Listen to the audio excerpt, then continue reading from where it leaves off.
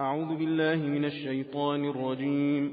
بسم الله الرحمن الرحيم. حميم. تنزيل الكتاب من الله العزيز الحكيم. ما خلقنا السماوات والأرض وما بينهما إلا بالحق وأجل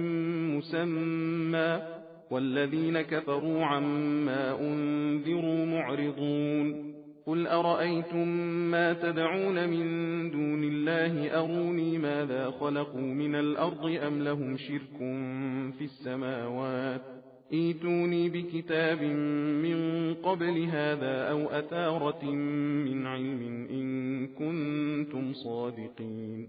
ومن أضل ممن يدعو من دون الله من لا يستجيب له إلى يوم القيامة وهم عن دعائهم غافلون. وإذا حشر الناس كانوا لهم أعداء وكانوا بعبادتهم كافرين. وإذا تتلى عليهم آياتنا بينات قال الذين كفروا للحق لما جاءهم هذا سحر مبين. أم يقولون افتراه قل إن افتريته فلا تملكون لي من الله شيئا هو أعلم بما تفيضون فيه كفى به شهيدا بيني وبينكم وهو الغفور الرحيم. قل ما كنت بدعا من الرسل وما أدري ما يفعل بي ولا بكم إن أتبع إلا ما يوحى إلي وما أنا إلا نذير مبين. قل أرأيتم إن كان من عند الله وكفرتم به وشهد شاهد من بني إسرائيل على مثله فآمن واستكبرتم إن الله لا يهدي القوم الظالمين. وقال الذين كفروا للذين آمنوا لو كان خيرا ما سبقونا إليه وإذ لم يهتدوا به فسيقولون هذا إفك قديم. ومن قبله كتاب موسى إماما ورحمة وهذا كتاب مصدق لسانا عربيا لينذر الذين ظلموا وبشرى للمحسنين. إن الذين قالوا ربنا الله ثم استقاموا فلا خوف عليهم ولا هم يحزنون أولئك أصحاب الجنة خالدين فيها جزاء بما كانوا يعملون. ووصينا الإنسان بوالديه إحسانا حملته أمه كرها ووضعته كرها وحمله وفصاله 30 شهرا حتى إذا بلغ أشده وبلغ 40 سنة قال رب أوزعني أن أشكر نعمتك التي أنعمت علي وعلى والدي وأن أعمل صالحا ترضاه وأصلح لي في ذريتي إني تبت إليك وإني من المسلمين. أولئك الذين نتقبل عنهم أحسن ما عملوا ونتجاوز عن سيئاتهم في أصحاب الجنة وعد الصدق الذي كانوا يوعدون. والذي قال لوالديه أف لكما أتعدانني أن أخرج وقد خلت القرون من قبلي وهما يستغيثان الله ويلك آمن إن وعد الله حق فيقول ما هذا إلا أساطير الأولين. أولئك الذين حق عليهم القول في قد خلت من قبلهم من الجن والإنس إنهم كانوا خاسرين. ولكل درجات مما عملوا وليوفيهم أعمالهم وهم لا يظلمون. ويوم يعرض الذين كفروا على النار أذهبتم طيباتكم في حياتكم الدنيا واستمتعتم بها فاليوم تجزون عذاب الهون بما كنتم تستكبرون في الأرض بغير الحق وبما كنتم تفسقون. واذكر أخا عاد إذ أنذر قومه بالأحقاف وقد خلت النذر من بين يديه ومن خلفه ألا تعبدوا إلا الله إني أخاف عليكم عذاب يوم عظيم. قالوا أجئتنا لتأفكنا عن آلهتنا فأتنا بما تعدنا إن كنت من الصادقين. قال إنما العلم عند الله وأبلغكم ما أرسلت به ولكني أراكم قوما تجهلون فلما رأوه عارضا مستقبل أوديتهم قالوا هذا عارض ممطرنا بل هو ما استعجلتم به ريح فيها عذاب أليم تدمر كل شيء بأمر ربها فأصبحوا لا يرى إلا مساكنهم كذلك نجزي القوم المجرمين ولقد مكناهم في ماء مكناكم فيه وجعلنا لهم سمعا وأبصارا وأفئدة فما أغنى عنهم سمعهم ولا أبصارهم ولا أفئدتهم من شيء إذ كانوا يجحدون بآيات الله وحاق بهم ما كانوا به يستهزئون ولقد أهلكنا ما حولكم من القرى وصرفنا الآيات لعلهم يرجعون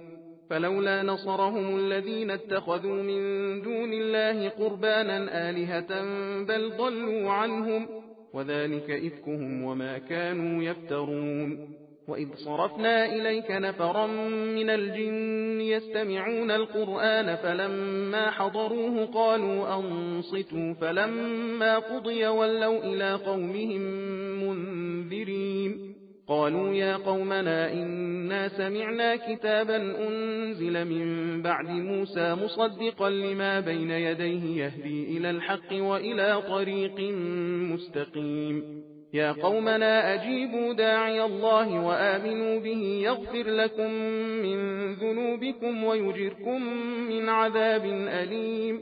ومن لا يجب داعي الله فليس بمعجز في الأرض وليس له من دونه أولياء أولئك في ضلال مبين أولم يروا أن الله الذي خلق السماوات والأرض ولم يعي بخلقهن بقادر على أن يحيي الموتى بلى إنه على كل شيء قدير ويوم يعرض الذين كفروا على النار أليس هذا بالحق قالوا بلى وربنا قال فذوقوا العذاب بما كنتم تكفرون فاصبر كما صبر أولو العزم من الرسل ولا تستعجل لهم كأنهم يوم يرون ما يوعدون لم يلبثوا إلا ساعة من نهار بلاغ فهل يهلك إلا القوم الفاسقون بسم الله الرحمن الرحيم الذين كفروا وصدوا عن سبيل الله أضل أعمالهم والذين آمنوا وعملوا الصالحات وآمنوا بما نزل على محمد وهو الحق من ربهم كفر عنهم سيئاتهم وأصلح بالهم ذلك بأن الذين كفروا اتبعوا الباطل وأن الذين آمنوا اتبعوا الحق من ربهم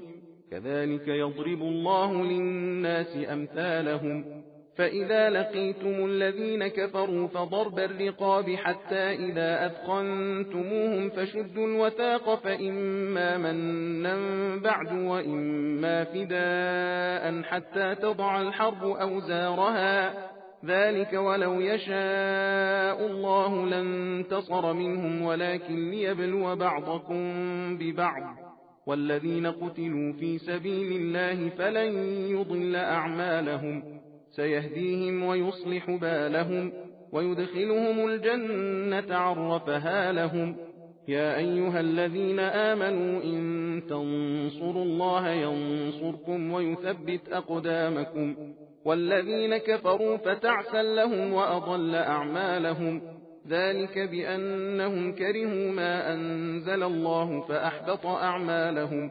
أفلم يسيروا في الأرض فينظروا كيف كان عاقبة الذين من قبلهم دمر الله عليهم وللكافرين أمثالها ذلك بأن الله مولى الذين آمنوا وأن الكافرين لا مولى لهم إن الله يدخل الذين آمنوا وعملوا الصالحات جنات تجري من تحتها الأنهار والذين كفروا يتمتعون ويأكلون كما تأكل الأنعام والنار مثوى لهم وكأين من قرية هي أشد قوة من قريتك التي أخرجتك أهلكناهم فلا ناصر لهم أفمن كان على بينة من ربه كمن زين له سوء عمله واتبعوا أهواءهم مثل الجنة التي وعد المتقون فيها أنهار من ماء غير آسن وأنهار من لبن لم يتغير طعمه وأنهار من خمر لذة للشاربين وأنهار من عسل مصفى ولهم فيها من كل الثمرات ومغفرة من ربهم كمن هو خالد في النار وسقوا ماء حميما فقطع أمعاءهم ومنهم من يستمع إليك حتى إذا خرجوا من عندك قالوا للذين أوتوا العلم ماذا قال آنفا أولئك الذين طبع الله على قلوبهم واتبعوا أهواءهم والذين اهتدوا زادهم هدى وآتاهم تقواهم فهل ينظرون إلا الساعة أن تأتيهم بغتة فقد جاء أشراطها فأنى لهم إذا جاءتهم ذكراهم فاعلم أنه لا إله إلا الله واستغفر لذنبك وللمؤمنين والمؤمنات والله يعلم متقلبكم ومثواكم ويقول الذين آمنوا لولا نزلت سورة فإذا أنزلت سورة محكمة وذكر فيها القتال رأيت الذين في قلوبهم مرض ينظرون إليك نظر المغشي عليه من الموت فأولى لهم طاعة وقول معروف فإذا عزم الأمر فلو صدقوا الله لكان خيرا لهم فهل عسيتم إن توليتم أن تفسدوا في الأرض وتقطعوا أرحامكم أولئك الذين لعنهم الله فأصمهم وأعمى أبصارهم أفلا يتدبرون القرآن أم على قلوب أقفالها إن الذين ارتدوا على أدبارهم من بعد ما تبين لهم الهدى الشيطان سول لهم وأملى لهم ذلك بأنهم قالوا للذين كرهوا ما نزل الله سنطيعكم في بعض الأمر والله يعلم إسرارهم فكيف إذا توفتهم الملائكة يضربون وجوههم وأدبارهم ذلك بأنهم اتبعوا ما أسخط الله وكرهوا رضوانه فأحبط أعمالهم أم حسب الذين في قلوبهم مرض أن لن يخرج الله أضغانهم ولو نشاء لأريناكهم فلعرفتهم بسيماهم ولتعرفنهم في لحن القول والله يعلم أعمالكم ولنبلونكم حتى نعلم المجاهدين منكم والصابرين ونبلو أخباركم إن الذين كفروا وصدوا عن سبيل الله وشاقوا الرسول من بعد ما تبين لهم الهدى لن يضروا الله شيئا وسيحبط أعمالهم يا أيها الذين آمنوا أطيعوا الله وأطيعوا الرسول ولا تبطلوا أعمالكم إن الذين كفروا وصدوا عن سبيل الله ثم ماتوا وهم كفار فلن يغفر الله لهم فلا تهنوا وتدعوا إلى السلم وأنتم الأعلون والله معكم ولن يتركم أعمالكم إنما الحياة الدنيا لعب وله وإن تؤمنوا وتتقوا يؤتكم أجوركم ولا يسألكم أموالكم إن يسألكموها فيحفكم تبخلوا ويخرج أضغانكم ها أنتم هؤلاء تدعون لتنفقوا في سبيل الله فمنكم من يبخل ومن يبخل فإنما يبخل عن نفسه والله الغني وأنتم الفقراء وإن تتولوا يستبدل قوما غيركم ثم لا يكونوا أمثالكم بسم الله الرحمن الرحيم إنا فتحنا لك فتحا مبينا ليغفر لك الله ما تقدم من ذنبك وما تأخر ويتم نعمته عليك ويهديك صراطا مستقيما وينصرك الله نصرا عزيزا هو الذي أنزل السكينة في قلوب المؤمنين ليزدادوا إيمانا مع إيمانهم ولله جنود السماوات والأرض وكان الله عليما حكيما ليدخل المؤمنين والمؤمنات جنات تجري من تحتها الأنهار خالدين فيها ويكفر عنهم سيئاتهم وكان ذلك عند الله فوزا عظيما ويعذب المنافقين والمنافقات والمشركين والمشركات الظانين بالله ظن السوء عليهم دائرة السوء وغضب الله عليهم ولعنهم وأعد لهم جهنم وساءت مصيرا ولله جنود السماوات والأرض وكان الله عزيزا حكيما إنا أرسلناك شاهدا ومبشرا ونذيرا لتؤمنوا بالله ورسوله وتعزروه وتوقروه وتسبحوه بكرة وأصيلا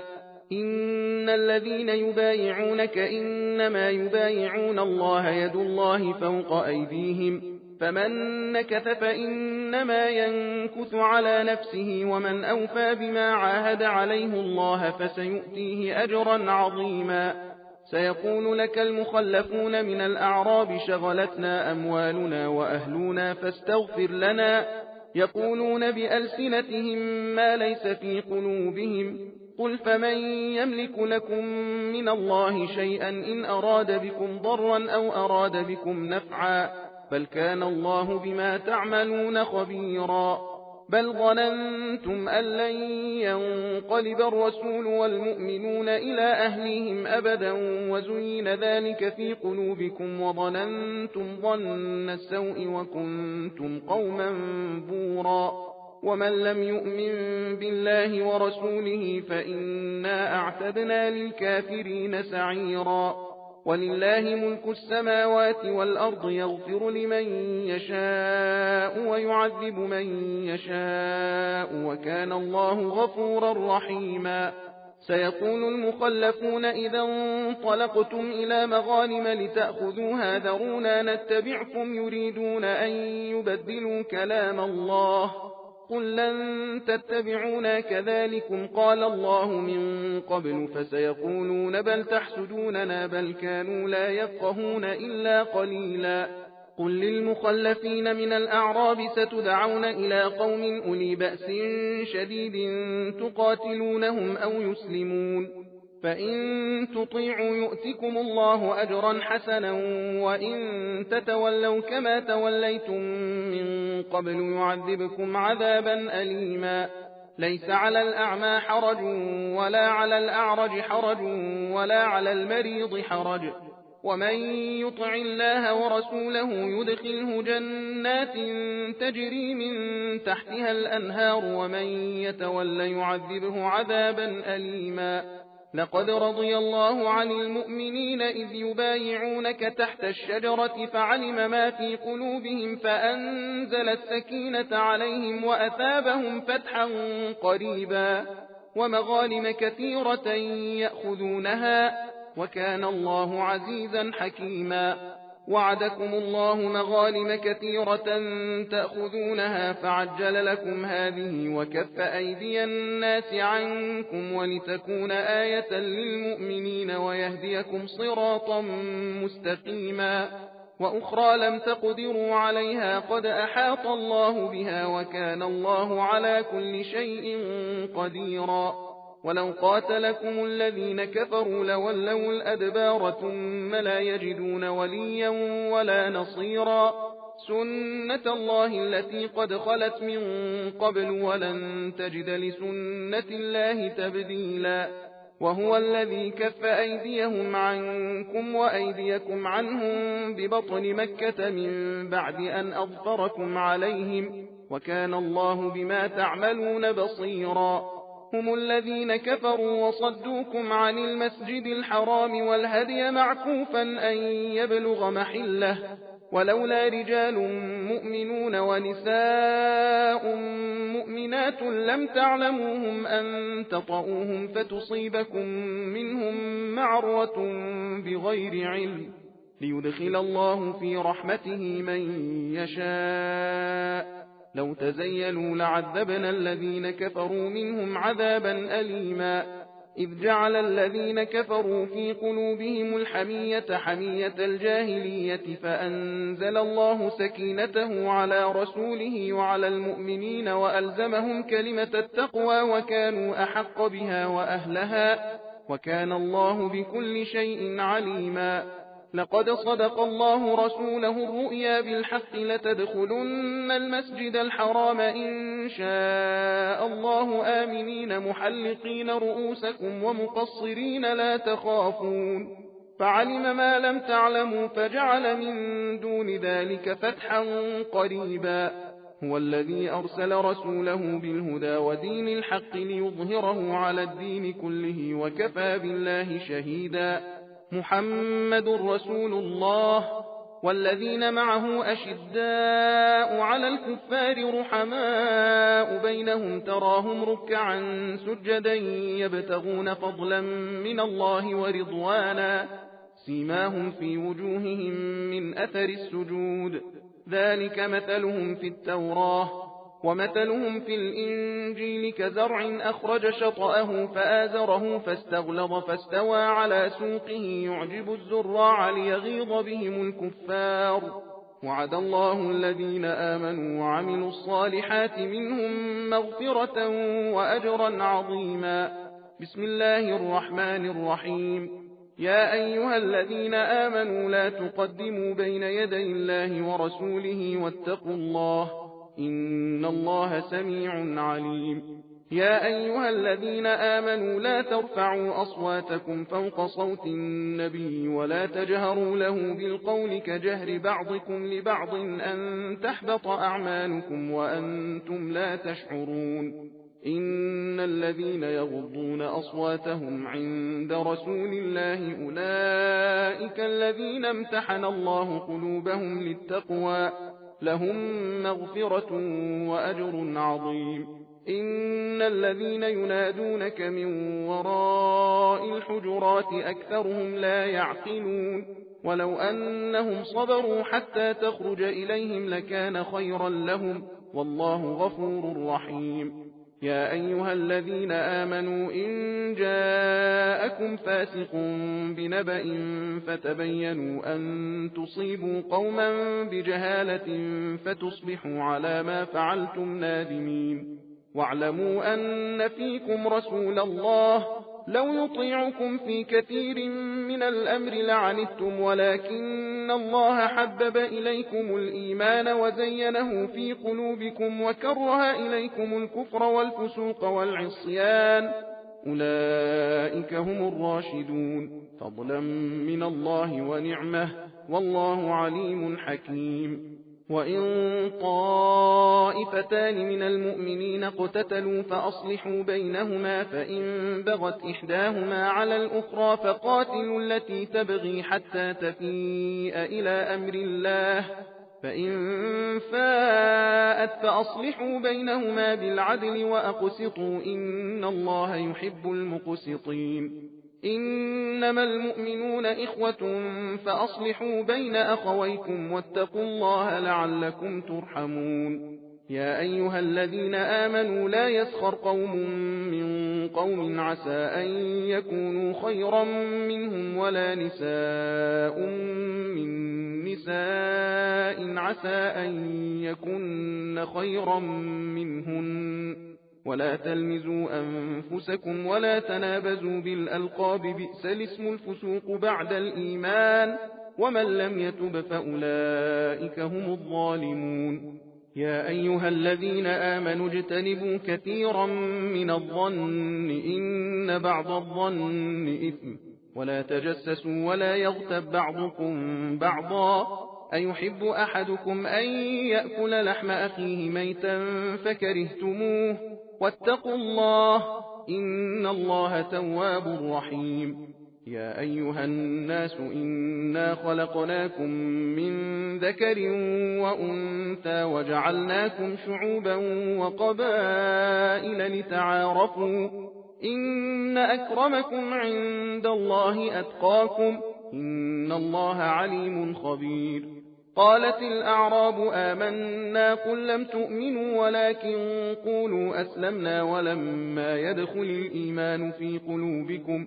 وإن تطيعوا الله ورسوله لا يلتكم من أعمالكم شيئا إن الله غفور رحيم. إنما المؤمنون الذين آمنوا بالله ورسوله ثم لم يرتابوا وجاهدوا بأموالهم وأنفسهم في سبيل الله أولئك هم الصادقون. قل أتعلمون الله بدينكم والله يعلم ما في السماوات وما في الأرض والله بكل شيء عليم. يمنون عليك أن أسلموا قل لا تمنوا علي إسلامكم بل الله يمن عليكم أن هداكم للإيمان إن كنتم صادقين. إن الله يعلم غيب السماوات والأرض والله بصير بما تعملون. بسم الله الرحمن الرحيم. قاف والقرآن المجيد بل عجبوا أن جاءهم منذر منهم فقال الكافرون هذا شيء عجيب أئذا متنا وكنا ترابا ذلك رجع بعيد قد علمنا ما تنقص الأرض منهم وعندنا كتاب حفيظ بل كذبوا بالحق لما جاءهم فهم في أمر مريج.